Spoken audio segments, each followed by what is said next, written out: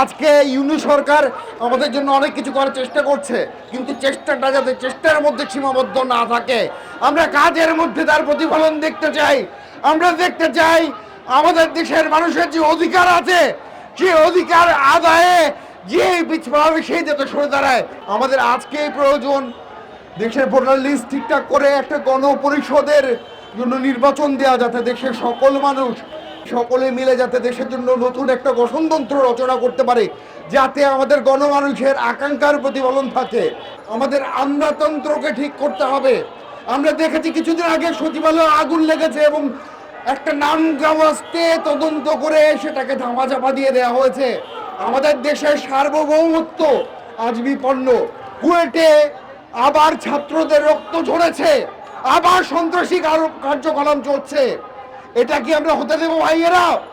আমরা কি আমাদের এই বাংলাদেশে এরকম সন্ত্রাসীদের আঁকড়া করে রাখতে দেব? খালি এই সভা সমাবেশ করে প্রেস ক্লাবের সামনে এসে গলাবাজি করলে হবে না ভাই।